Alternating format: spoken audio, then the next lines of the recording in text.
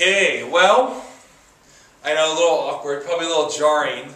All of a sudden, BAM! What's going on? Well, I'll tell you what's going on.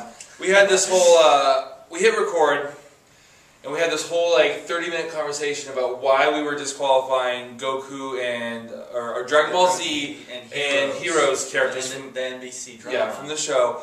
And you can catch part of that, probably not all of it, because it's like half hour, but you can catch part of that at the end of this episode. Well, we ran out of space in battery, and so it cut off. I just started my number 2 character, and it cut off, and we're sitting there, and all of a sudden... Are you going to read off the powers again, just like you did before?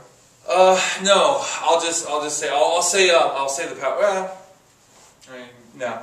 I'll say some of them, but yeah, I won't try to like recreate it exactly. You already know who it was, but so I'll start with my number 2.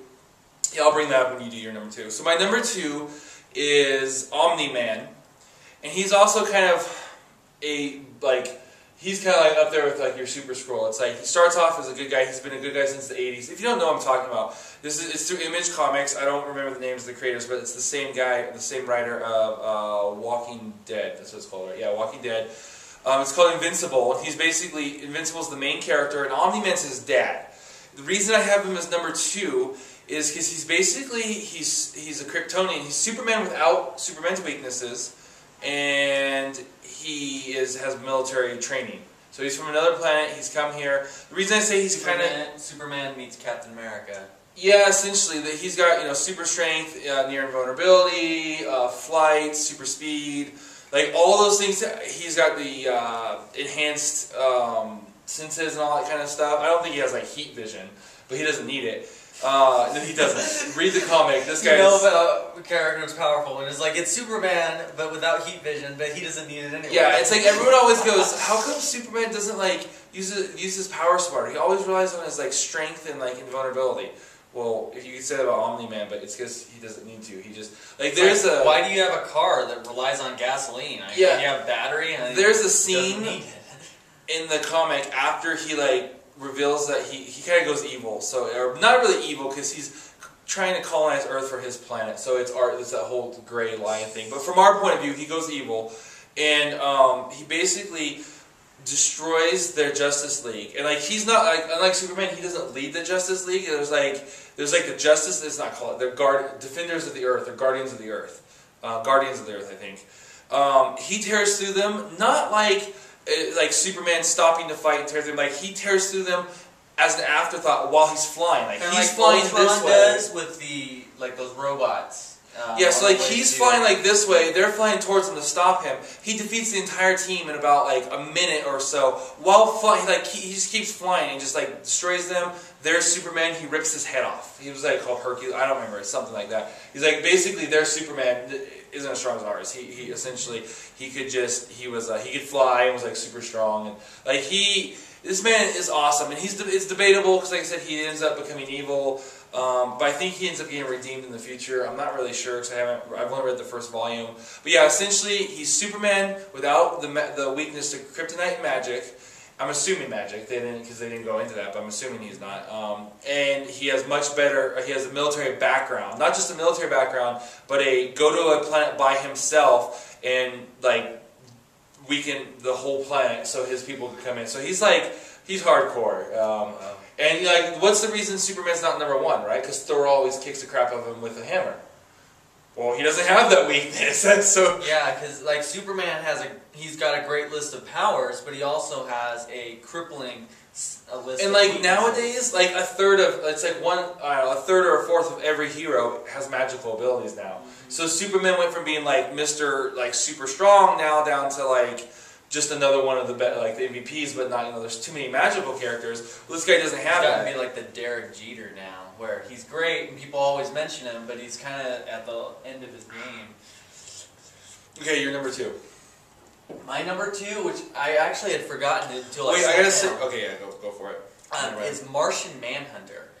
And the reason why I picked him... He was on my original list, and I forgot when I went my list of 16, and when I remember how I told you I had to redo it because I left it because we were in the middle of moving the other house. I forgot to add him back to it. So if I had thought about it, I would have put him in there. So he'll definitely be in our combined top 10, because he should have been in mine.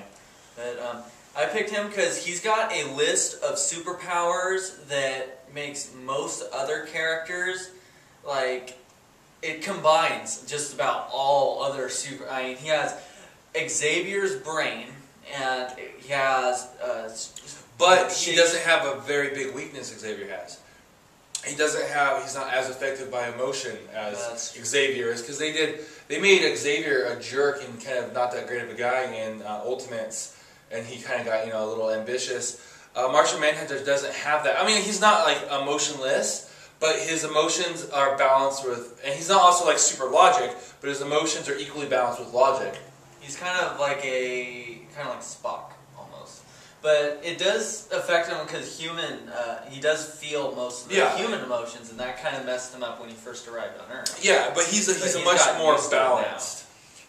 But, he has the ability that they mentioned in all the other superhero lists that we looked at with Xavier, where he has the ability to think you into losing. Then if that doesn't stop you, if you have too strong of a will or too strong of a mind or whatever, you beat him that way, he's as strong or possibly even stronger than Superman. Yeah, I would say he's up there definitely with Superman and Captain Marvel in terms of strength. Yeah, I mean, he's super strong. I think he would easily beat Wonder Woman in an arm wrestling match. Yeah.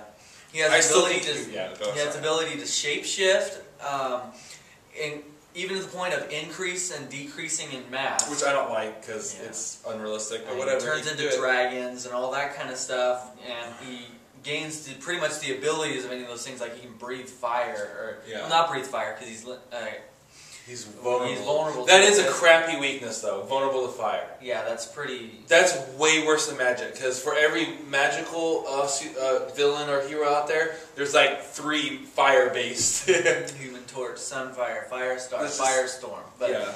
Well, not all those with the word fire in them actually have fire powers, but and there's others.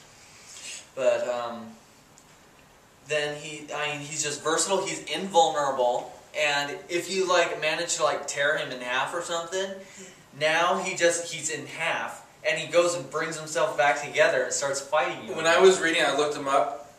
I guess at one point in time he regenerated his entire body off of a severed hand. Mm-hmm. Which that's really impressive, but I mean he lost that fight, of course. Yeah.